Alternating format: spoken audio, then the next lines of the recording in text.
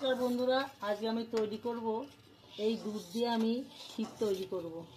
তো ক্ষীর তৈরি করে পাটিসাপটা করব, মাঝে পুর দিয়ে ক্ষীরের পুর করব, আর তারপরে দুধ দিয়ে আমি ভিজাবো। আমি আর এক প্যাকেট 10 টাকা দামের দুধ দিয়ে দিচ্ছি, কেন পুরটা একটু বেশি করে করতে হবে। তো এই দুধের মধ্যে আমি নলেন গুড় দিয়ে দিচ্ছি। দুধ জাল দিয়ে আমি কালকে এটা ক্ষীর তৈরি করে রেখেছিলাম, তো সেটা আমি দিয়ে দিচ্ছি। ক্ষীরের পুরটা জাল দিতে দিতে বেশ ঘন হয়ে এসছে, আর একটু ঘন হবে। এবার আমি এখানে ভাঙা চালের গুঁড়ো নিয়েছি, 1 বাটি দিলাম প্রথমে, 2 বাটি দিলাম, দিয়ে আমি ওটা চেলে নিচ্ছি। হাফ বাটির একটু বেশি ময়দা নিচ্ছি। মোট দিয়েছি 3 বাটি, একটু কম, তার সঙ্গে আমি হাফ বাটি চিনি দিয়ে দিচ্ছি। স্বাদ মতন একটু নুন দিয়ে দিলাম, করে নিচ্ছি, মিশিয়ে নিচ্ছি ভালো করে। ফোন করছো আমি দুধ দিচ্ছি একটু একটু করে, ভালো করে মাখিয়ে নেব।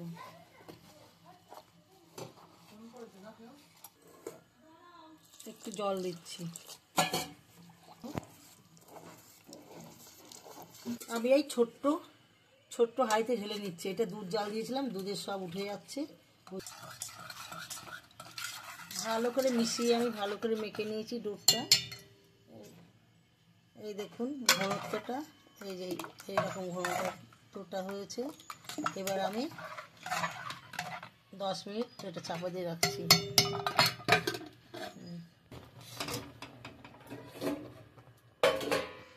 দেখুন আমার ক্ষীরটা একটু গাঢ় হয়ে গেছে। এবার আমি এখানে একটু সুজি ঘি দিয়ে ভেজে নিয়েছিলাম আগের থেকে, সুজিটা দিয়ে দিচ্ছি। দেখুন দুধ দিয়ে যে ক্ষীরের আমি পুরটা বানিয়েছি সেটা আমার তৈরি হয়ে গেছে। এইটুকুই নরম নামাবো, কেননা এটা ঠান্ডা হলে একটু শুকিয়ে যাবে। এবার আমি পুরটা নামিয়ে নিচ্ছি। এলাচের গুঁড়ো দিয়ে দিচ্ছি একটু। এই যে এলাচের গুঁড়োটা দিলে মানে খুব একটু সেন্ট আসে, তার জন্য আমি এলাচের গুঁড়োটা দিয়ে দিলাম। পরে আমি পাটিসাপটা করবো। আটা বসিয়ে গরম হয়ে গেছে। এবার আমার দুধের ক্ষীর দিয়ে পাটি জড়াগুলো করব। আমি অল্প একটু একটু করে দেবো, ছোট্ট ছোট্ট করে বানিয়ে।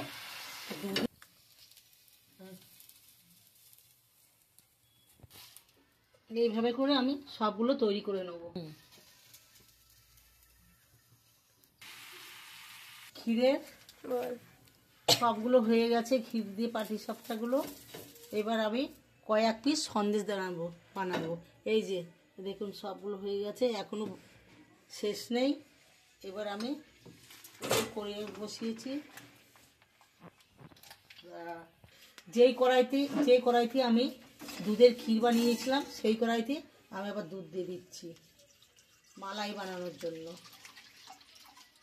দুধের এবার মালাইকারি বানাবো। পাটিসাপটা করছি আমি সন্দেশ দিয়ে। বাবারে, দুধের মধ্যে আমি 1 ঢাকনা মতন চিনি দিয়ে দিচ্ছি। এটা মালাই বানাবো।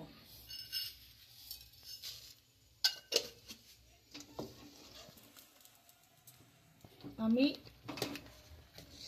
গুঁড়ো দুধ দিয়ে দিচ্ছি, 1 প্যাকেট, 10 টাকা দামের প্যাকেট। খেতে পারা 3টে এলাচ দিয়ে দিচ্ছি। আর একটু আমি নেড়ে চেড়ে নেবো।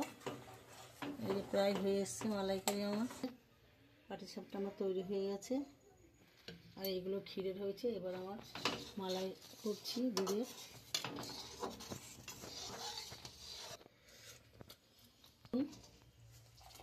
আমার মালাই তৈরি হয়ে গেছে।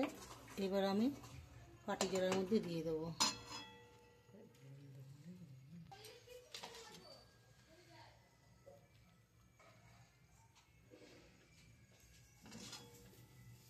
পাটিসাপটা দুধের পুর দিয়ে ক্ষীর দিয়ে তৈরি করে আমি দুধের মালাইকারি দিয়ে পাটিসাপটা তৈরি করেছি দেখুন।